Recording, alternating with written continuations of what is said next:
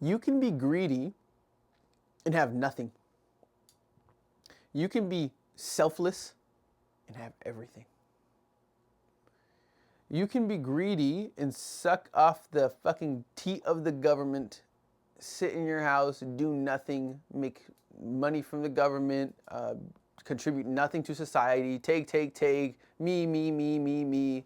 This person is a selfish person, but they're not a billionaire. Most people instantly think, oh, billionaire, greedy.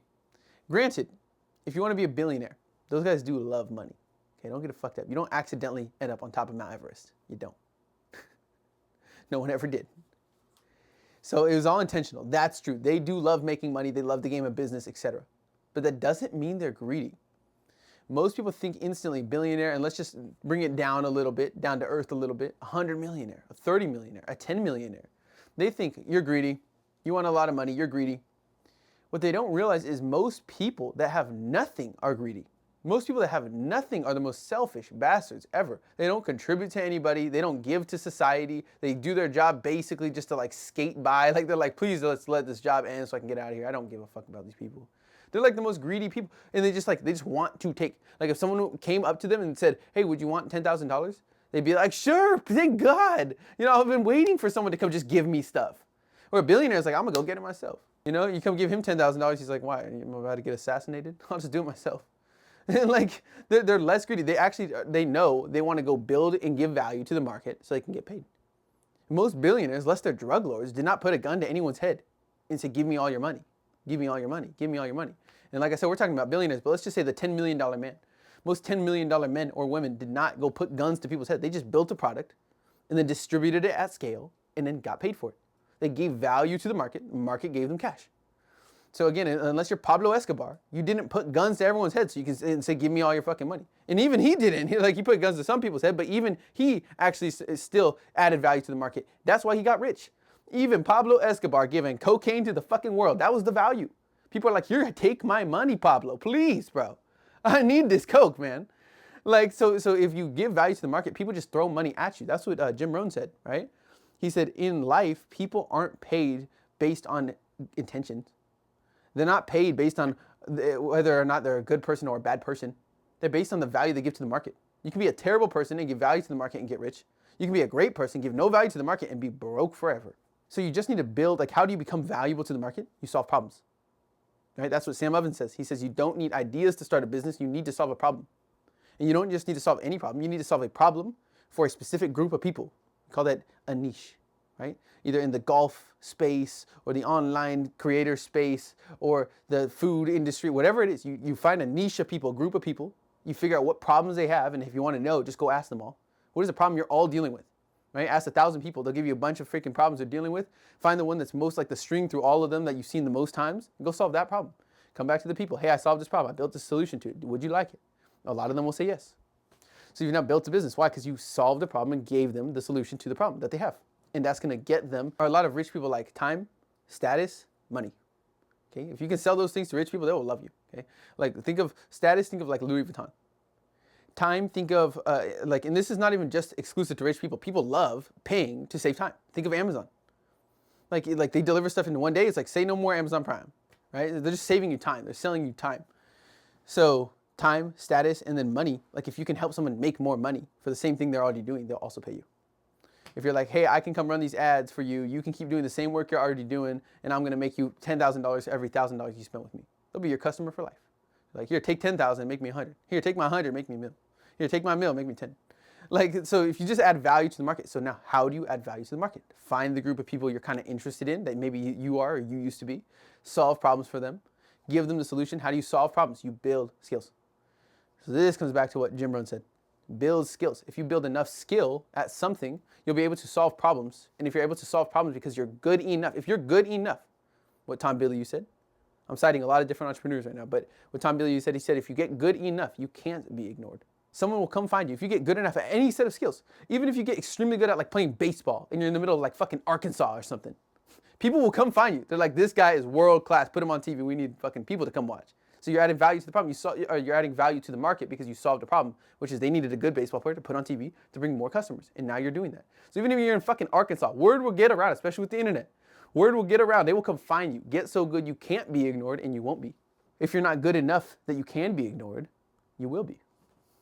So build skills, seek to build skills and use those skills to solve problems and add value to other people. People will come throw money at you. Right? If you're good enough, people will come throw money at you. They'll be like, please take my money. You're telling me you're going to make me more money. Please take my money. You're telling me you're going to give me this knowledge. Please take my money. You're going to help me achieve this goal. Please take my money. You're going to help me gain more status. Here, Louis Vuitton. Here, Burberry. Right? Like literally, like if you just build skills and solve a problem for the market, they'll just come throw money at you. If you can do marketing well, right? Tell people you exist.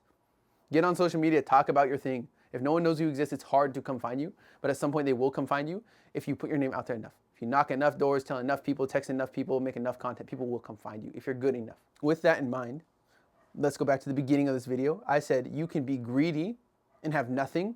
You can be selfless and have everything. Meaning you can be greedy and be worth $0 and be in debt.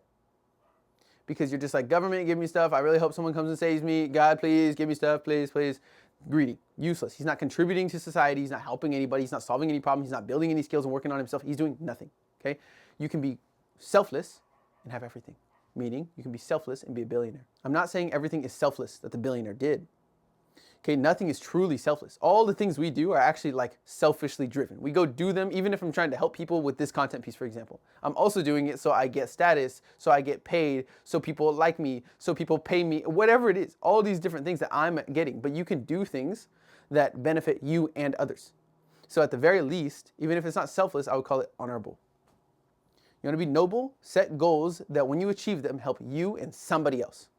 Your girlfriend, your boyfriend, your mom, your family, your friends, you know, whoever it is, strangers. Set goals that help you and other people. The goal of the greedy person is just to help himself. The goal of the successful, fulfilled person is honorable. The goals that I set are going to be, I want to make 100 content pieces to impact thousands of people and help them build a growth mindset so that they can go make impact on their families and their strangers that I don't even know. But in doing that, making that 100 videos, I'm also going to get good at content and good at business online, and I'm also going to get paid, and I'm also going to be able to help the people around me a lot. It's an honorable goal. I'm helping the strangers. I'm helping people I don't even know. I'm helping my own family. So it's an honorable goal. And a billionaire, like I said, is mostly looked at as a greedy person. And you could say loving money is greedy, but you love something, and so I could call you greedy about that thing. You could be a glutton for food. You could be a glutton for relationships, and I can call you so greedy, you fucking sick bastard.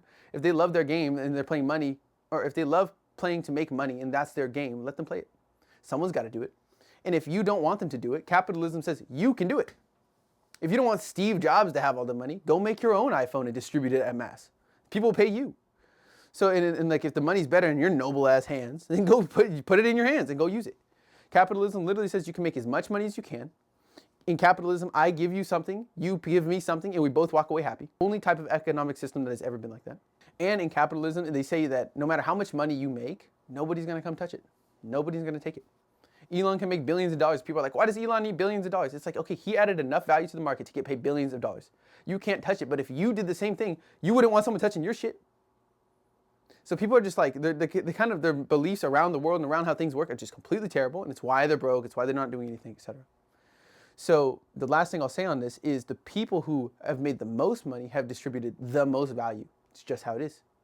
Pablo Escobar was not the only drug lord. There's a bunch of broke-ass drug lords too. They suck at getting drugs to people. Right? Steve Jobs was not the only guy who created a phone. Or Tim Cook now, I guess, is CEO of Apple, right? But they got phones, iPhones, literally. You call those people greedy, and yet you use their shit. Like, if they're so greedy, throw all their shit away. This desk is a billionaire. This light I'm using, camera, phone, this coat thing I have on, like everything is made, all of this shit was made by some billionaire, multi-millionaire guy somewhere. Unless their company failed. But most of the shit you buy every day, your Starbucks is a billionaire, dude. Howard Schultz is a fucking billionaire, like a mega billionaire. You don't even know his name. It's Sergey Brin, Larry Page. They're mega billionaires. You've been fucking playing on Google since you were a little kid. You don't even know their name. So all these billionaires distributed the most value. Imagine how many lives were saved and information was passed out because Google was created. Would you call those billionaires greedy? What the fuck did you do for people? So it's honestly stupid. Like, you're so backwards to think that that's how it works. And the reason that you can tell that you're backwards and that you don't know how it works is because look at the results of you and all the people telling you that shit.